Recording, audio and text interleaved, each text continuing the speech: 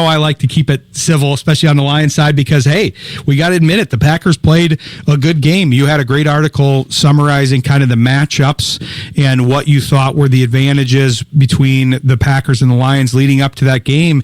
And, I mean, it didn't look like really hardly any of the units on the Lions had the advantage over the Packers yesterday here. No, I think the biggest one that ended up rearing its head for Detroit, and I won't say that I'm like totally surprised by it just because of the way Green Bay's remade their defensive line, but I was surprised by the same token. Detroit's interior, which was remade this offseason, I feel like because he doesn't play a fantasy football position, the loss of Frank Ragnow, at least nationally, was undersold for Detroit. They had Tate Ratledge playing his first game as a pro in a environment at Lambeau Field that was yesterday. That's as loud as I've heard that stadium. The pop of the crowd, I don't know if they showed it on TV or if you've seen it since, Ryan, but when they introduced Micah Parsons, it was a pop in the crowd that, like I said, I have not heard that in quite some time. But then the way that Green Bay just held, Sonic and Knuckles, that running game, I promise you, as soon as the Packers traded Kenny Clark, Dan Campbell, who gets off the bus running the football, was saying, okay, the first thing that we want to test of this Green Bay defense is, how's that spine? Are they able to? They're replacing TJ Slayton and Kenny Clark in the middle, and now it's Colby Wooden and Devontae Wyatt. And to credit both of those guys, they played well yesterday. The front as a whole was pretty disciplined in the run game. Being able to hold Gibbs and Montgomery. I think Gibbs had like 19 touches for 44 yards or something like that. Like, that is unheard of because he's as dynamic and special as he is. But that really, I know it's boring. I know it's not the way that people like to look at the game or whatever, but I feel like on both sides of the line of scrimmage, Green Bay won relatively decisively, and as a pass blocking unit against, Aiden Hutchinson and kind of a remade defensive front there. The Lions will get Aleem McNeil back at some point, and he was missing, so that's a big thing too. But, the Lions never really got all that close to Jordan Love, especially early in the game, which helped the Packers build an early lead. So it was a reversal from what has been happening for basically since Dan Campbell got hired. The Packers have won once or twice against Detroit since Campbell got hired, but almost every single time since Campbell was hired, Detroit won that battle in the trenches, and yesterday they did not. I think you hit the nail on the head there. This is not loser's lament at all, but they were missing Ragnow, who's not coming back, and McNeil, who are two of their most important players that people don't really talk about as much because they are interior players and it's harder to see the impact on the game. But Elaine's got a question for you, so get ready. I don't know what it is. I promise it's not bad, which makes me a little sad. So I want to circle back to Micah Parsons. Pre him coming to the Packers, I thought this game was going to be a lot closer. Then the moment you guys got him, I was like, oh no. I felt like the whole division changed. I felt like everything changed. Because I feel like he's bringing this new energy to the team. Do you feel like what he's bringing to the team right now is sustainable for the rest of the season? I do. I think the culture in the locker room, just talking to the guys yesterday, something small that probably doesn't seem like a big deal, but allowing Parsons, the new guy, to be introduced last, that's usually something reserved for somebody who's tenured or a captain like Rashawn Gary or someone to that effect. But they all were kind of on board, him and Xavier McKinney, with putting Parsons as the last guy being introduced. And there's just a different energy. The players, they are not blind to the fact that moves like the one Green Bay made for Parsons are a rarity across the National Football League, but especially in Green Bay. And to your point, before the trade for Parsons, I had Green Bay maybe sneaking into the playoffs, maybe missing the playoffs, but I wasn't all that high on their opportunity to make the playoffs and make a run, deep into the NFC playoffs, potentially to the Super Bowl. Now, you get a special player like him, and you saw it firsthand yesterday. Rashawn Gary has more one-on-one looks. He has 1.5 sacks yesterday. Lucas Van Ness gets half a sack. Devontae Wyatt, things are easier for him. I think the biggest way to kind of circle the Micah Parsons effect is, I believe it's in the fourth quarter. Detroit has the ball. They're backed up in their own end zone, and 3 guys are blocking Parsons on just a straight run play to David Montgomery. nobody blocks Colby Wooden and 3 guys block Parsons. And that's just kind of the magnetizing effect that he has. And frankly, guys, I've talked to him twice now, but he kind of has that feel as a presence in the locker room as well. I'm curious to see how this carries throughout the season. I know there were some whispers that Parsons maybe rubbed some people the wrong way when he was in Dallas, and maybe that'll happen in Green Bay. They did only play 1 game and they did win it, so winning cures a lot of things. But it seems that way for him as well. He is a big time addition.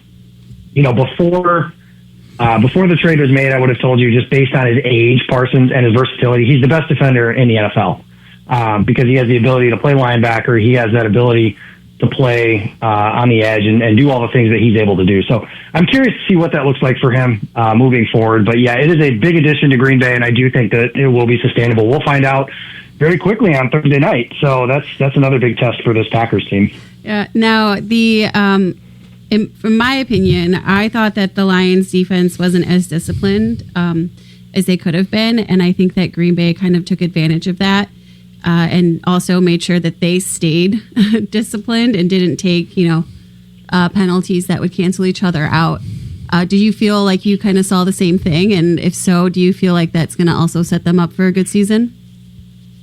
Yeah, so the Lions, they're a team, they always kind of toe that line between, some people call it dirty, I call it football, but you know how the way it works this day and age. But Brian Branch is a chippy guy. Him and Tucker Kraft were going after each other early in the game.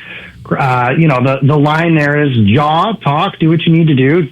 Don't throw Tucker Kraft's helmet. That is a thing that I think anybody would agree on for something like that. There's lines of, people say that Kirby Joseph's a dirty player because he hits people in the knees. I think that that's just what he has to do out of necessity of the way that the league is officiating now. But that's different than throwing a guy's helmet. Those are mistakes that Green Bay had a lot of those last year too. They had personal foul penalties. Matt LaFleur kept saying he took those personal, and then they continue to happen. That is a free 15 yards, and those are killers because when they happen on, yesterday, for example, Xavier McKinney got one for taunting, and then it very easily could have gone on Khalif Raymond as well, who headbutted him after the play was over. Those are plays that on offense, it sets you, instead of 1st and 10, now it's 1st and 25. Or, worse yet, if you had the play, the down counts, and now you have one less down to pick up the yardage, and you just gave away a free 15 yards. So I'm curious what Detroit's defense is going to do throughout the year. You saw yesterday, I think Aaron Glenn, from a culture setting standpoint, has the Jets in a really good spot. They came here in the preseason as well, and I felt that way after that week, even if it was just a preseason setting. So I'm curious to see how the new Lions defensive coordinator kind of puts all that stuff together. And, there's no rest for Detroit either. They play, Chicago tonight. They just scored on their first series of the season, and we'll see how they do throughout the year as well. And then they play Baltimore in their next 2 games. If Detroit falls to 0-3, I'm not saying the season's over, but it's not, the percentages aren't good of digging out of that hole, especially in a division where, everybody has said throughout the year, and it was reiterated yesterday by the Packers guys, all 4 teams in this division are good. Yeah, they're really good. It's going to be, I'm excited the most about this season than I have in a long time because I feel like every game's actually going to be good and each team is going to be coaching to win. Like, it's not just going to be like coaching to not lose, which sometimes I feel like, the Bears did for a little bit of time. So I think each game's going to be more aggressive and competitive, and that's what this division needs, in my opinion. Yeah, and you saw that yesterday kind of play out. It's 4th and 1. Green Bay leads 17-6 in the game. They could have easily kicked a field goal to make it 20-6 and just trusted the defense. LaFleur instead goes for it on 4th down. And last year, you guys probably don't know this, but when it came to those kick-go decisions where Dan Campbell pretty much always goes for it seems like, Matt LaFleur was one of the most conservative coaches in the league in that regard, and it cost him in some games. And I think one of the ones in Detroit last year is a big example of that. Yesterday, he went for the kill shot, the throat, whatever, analogy or acronym you want to use for that. I think that was a big moment for the game in Green Bay yesterday, that LaFleur decided that 24-6 was more important to him than 20-6, and that extra set of points and everything worked well in Green Bay's favor and basically ended the game. Don't say the throat. I think that's a 15-yard penalty, especially if you're Branch or Quay Walker, probably too. But yeah, you made a lot of great points in there. I want to return to some of them here, but we got to take a quick break. Elaine and I will be back with Jacob Westendorf of Packers on SI. Stick with us. You're listening to Sports Intel on Jethro FM. Coming back here with Jacob Westendorf of Packers on SI. Jacob, a question occurred to me when you were talking about the gravitational pull of Micah Parsons. Obviously, he's going to be one of the leaders on the team and the defense because of that charisma, because of that pull. Who would you say was the leader or were the leaders on this team before that? Because I'm thinking of a Detroit culture where they breed a lot of leaders there. And I know that the Packers had guys like Aaron Jones was looked at pretty positively when he was there. I'm not sure who you would have said the leaders were before that, because they had some guys that maybe looked like they needed a little bit more leadership. I mentioned Walker earlier, but I'm curious who you would have said that is the leader before that, and if you think Parsons is going to take that mantle here this year. Yeah, Green Bay went into the offseason after last year and we're talking about how they needed more guys to grow into leaders. You know, when you're the youngest team in the NFL, sometimes there's guys that need to grow into stuff like that. And the Packers have had some turnover in recent years with some of those guys. Aaron Jones, you mentioned, being one of them. You know, before the Parsons trade, you know, so the captains, Green Bay's got season-long captains. They don't do it week to week anymore. So Green Bay's captains on offense are Jordan Love, Tucker Kraft, and Josh Jacobs. And then on defense, it's Rashawn Gary, Quay Walker, and Xavier McKinney. And I think all of those guys are appropriate from that standpoint. Kenny Clark would have been a team captain had he not been traded in the Parsons deal as well. Those guys are there. And the leadership feels strong. Again, it's one game. I haven't been around, you know, all of camp and everything like that, but it is one game that they did win. So I do want to keep that with a positive thought going forward, that it could be just, rose-colored glasses from that standpoint because they did win the game. But I think the culture in Green Bay has always been pretty strong. I think there were some cracks in that towards the end of the Aaron Rodgers era. You know, the way that I would describe that was like, I remember somebody telling me when the Packers traded Favre, and I was 16 years old when that happened, so I wasn't around doing stuff like this at the time, but that around the organization, it just felt like an exhale, a breath of fresh air, and not even knowing whether or not Rodgers would be any good. Obviously he was, but they didn't know that, but they knew that there were just some things about dealing with someone like Brett Favre. It's like dealing with a superstar in the NBA. You get all the positives that come with that, but there are some negatives that come with it too. Towards the end of Aaron Rodgers' era in Green Bay, it felt very much, especially in that final season, that 2022 year where the Lions ended up knocking them out of the playoffs at Lambeau Field. It was a lot like it's Aaron Rodgers and then there's 52 other players. You know, now Matt LaFleur, I think, has fostered a culture where there are more guys. There's leadership councils, and it's in a really good place. You know, these guys that are in it. Rashawn Gary, I mentioned as a captain, you guys know him from his days in Ann Arbor. He's all about football. He is all about winning. Somebody was asking me today, how's he going to feel going from the star to the second fiddle? And he doesn't care. Like, Rashawn Gary is all about, he wants to win a championship. He didn't win a title at Michigan. He didn't win a Big Ten championship at Michigan. He hasn't won anything of substance since he was in high school. So he wants to get to the Super Bowl and try and win that. And adding a guy like Parsons, for example, certainly does that. But I think the leadership, to finish the point there, is strong in Green Bay. I think Jordan Love is somebody who has grown very much into that role and is a lot more comfortable in his skin, as less so Aaron's replacement now as opposed to starting quarterback of the Green Bay Packers. And it does take time to grow into that because he had to earn the respect of some of those guys and there were guys that were there and they played with Aaron for a really long time. So when you're, I promise you there were guys in the locker room that when they made the transition from Rodgers to Love, there were people that thought the Packers shouldn't do that in the locker room. I don't have names or anything like that, but I know that is something that has to happen. So Love has certainly grown that way. The culture as a whole, I think, is pretty good in Green Bay right now, too. That was my answer, was Love, but he's obviously growing into that role, and like you said, the age is an issue, but he was an immediate improvement over Rodgers just because he wasn't Aaron Rodgers and he wasn't having a negative effect. I was trying to be very objective during the Lions game, as I normally am, watching it, and then obviously the Lions were never really in it, so it was hard to root them on or think that there was anything different than what happened happened in the end. But I have to say, my biggest rooting interest was that Jets-Steelers game, because there is not a player I like less in the NFL than Aaron Rodgers. And then Aaron Glenn moved over to the Jets. And so I'm curious how you saw that game as somebody that followed Rodgers and covered Rodgers for so long, because it was an interesting one from a Lions perspective. I think Glenn had a great first game. I know they lost, but he made that team look pretty good against a team that, if Rodgers is what his supporters think he could be, should be.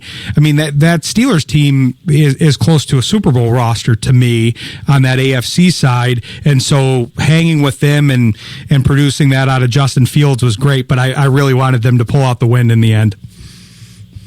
Yeah, as far as Rodgers goes, I don't hold, from I'm upfront with you guys. I'm a Packers fan as well. Like, I watched Aaron Rodgers play for 15 years. He's the best player I'll ever see play for the Packers. He won a Super Bowl as the quarterback of my favorite team, so on and so forth. By the end of his tenure in Green Bay, it was one of those, I was just ready for something else. It was just time to do something different. Like I mentioned, that whole thing of him and the other 52 guys, kind of got tired of that, as I kind of got tired of that with Favre by the end of Favre's career in Green Bay as well. That's kind of how it was when Favre was on his way out the door as well. And that's just kind of almost natural, because Rodgers is pushing 40 and his teammates are, in their early 20s. They just speak two completely different languages. As far as Pittsburgh goes, Rodgers yesterday, he looked like the Aaron Rodgers of old instead of old Aaron Rodgers. And those are two different things, as you guys probably know. Is that going to be sustainable over a 17-game season? And we'll see. Rodgers came into yesterday's game completely healthy. He hadn't been sacked. He hadn't been hit. Those things haven't piled up as an older player, as far as how how Pittsburgh, their offensive line, that could be a struggle. That's something for when this matchup between Green Bay and Pittsburgh down the road, they do play each other at the end of October. That's something that I think could and would be a big advantage for Green Bay going into that game as well. But, seeing him kind of do that Super Mario fist pump thing and stuff like that, I'd be lying if I didn't tell you it gave me some nostalgia, feeling like, man, I remember watching him do that at Lambeau and everything like that. He's first ballot Hall of Famer, one of the greatest players you'll ever see play. I also completely understand why you have the sentiment you do of disliking him more than anyone in the NFL. He's as Mark Murphy once said, he quoted Ted Thompson saying this, he's a complicated fellow, and I completely understand that sentiment as well. Yeah, and my viewpoint, I have to make it clear, it's really not from a Lions. It's not because the Lions played him and lost to him all those times and the Hail Marys.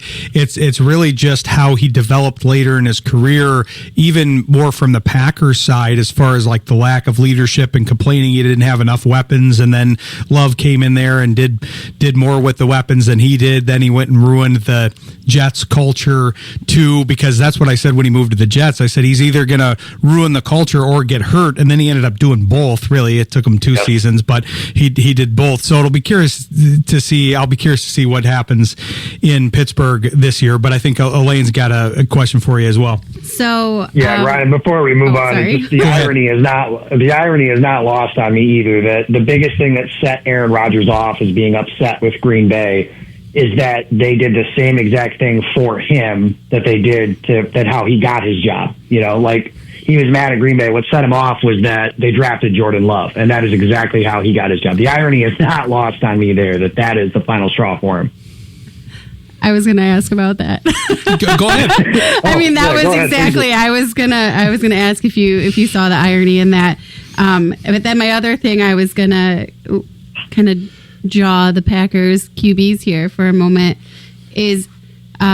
Did you ever notice how they start out so lovable and then they leave the Packers and then everyone just kind of starts to hate them? I noticed. Yeah, it is interesting. I will say I don't think there's any player from a fan base perspective that will ever be more loved than the way Packers fans love Brett Favre.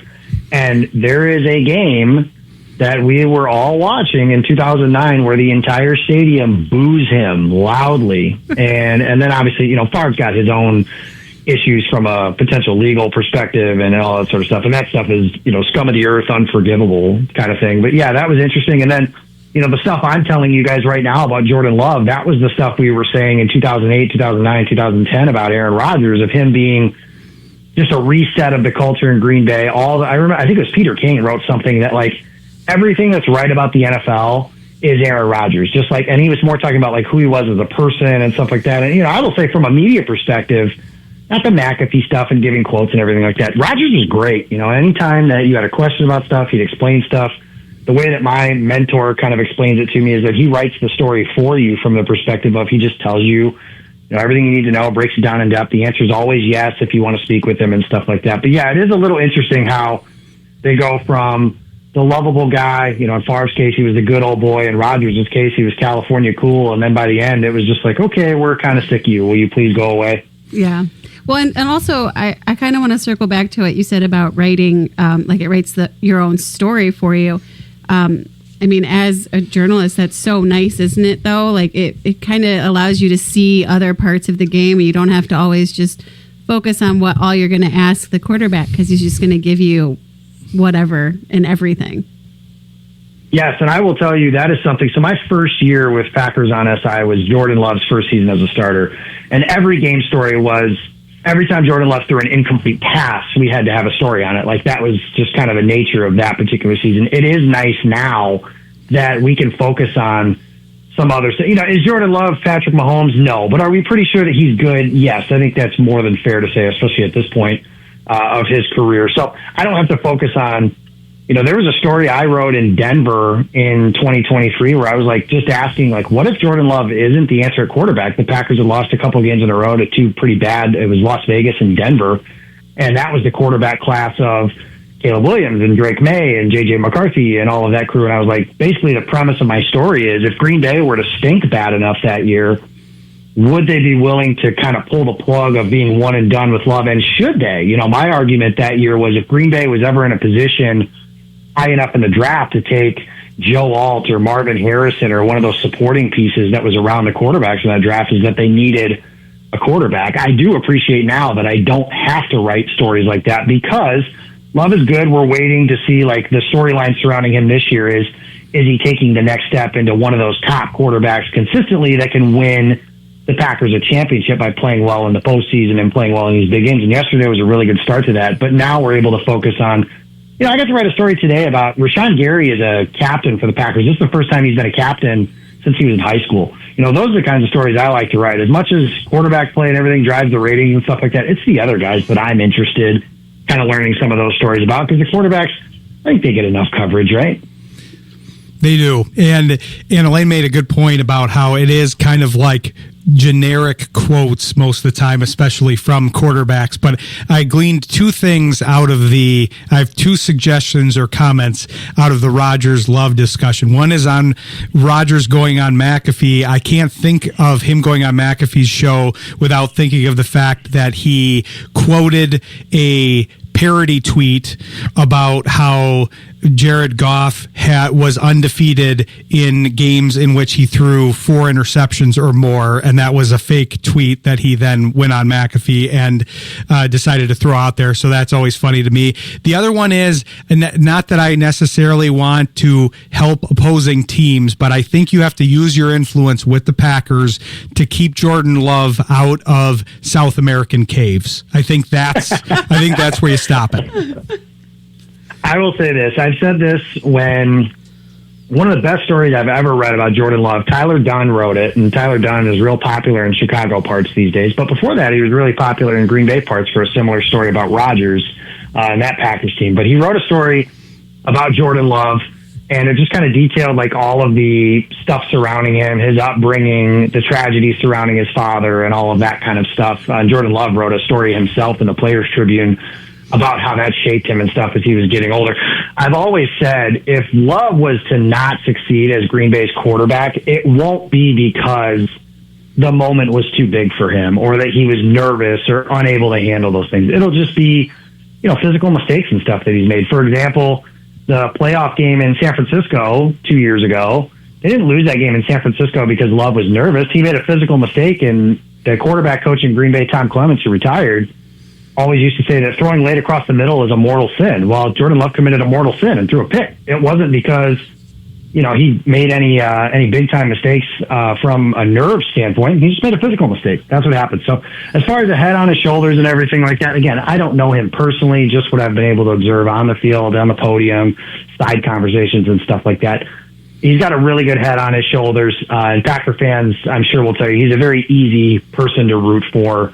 If you haven't, check out that story he wrote in the Players Tribune. If you've lost a loved one in your life or something like that, I think it would really resonate with you as well. That's always a good suggestion. That's a good outfit that they have there. I like that perspective from the players. We'll have to check that one out. I was thinking the exact same thing right before you said it. An easy player to root for sure. But we'll be following the Packers all season. We'll be having you back on the next time the Lions play the Packers here. But tell everybody where to follow your coverage in between, because it's excellent coverage on the Packers. Yeah, you can find me on socials at Jacob Westendorf, and I'm on Packers on SI with Bill Huber. So we're covering Packers and Washington Commanders this week. I actually have, I don't like to toot my own horn too much, but I am pretty proud of the story that I wrote for this Thursday. The Packers play the Washington Commanders, and it's on the anniversary of September 11th. And it's a story about, there's a gentleman back in 2001, he was in the Air Force, and the Packers had him run out of the tunnel in the first game after those attacks, carrying an American flag, just sprinting towards the middle of the field. He got to tell me what that was like for him, his story, and everything like that. So that comes out on Thursday. I will share that. I'm looking forward to hearing what the people got to say about that. But it was fun, right? Chris Gizzi is the name of the linebacker. He was awesome. It was great to speak with him about that. Make sure to check that out. Jacob may not want to toot his own horn, but I'm happy to, because he's a great writer, and we're happy that he is willing to come on the show with us, and we're looking forward to his next appearances here. So thanks for coming on the show, Jacob.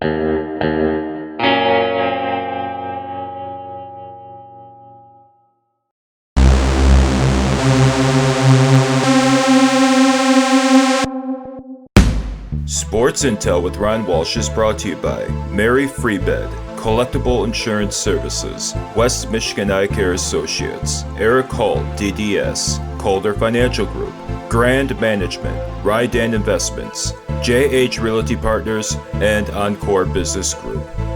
Sports Intel with Ryan Walsh airs live Monday nights, 7 p.m. Eastern on Jethro.fm. Stay informed and stay vigilant.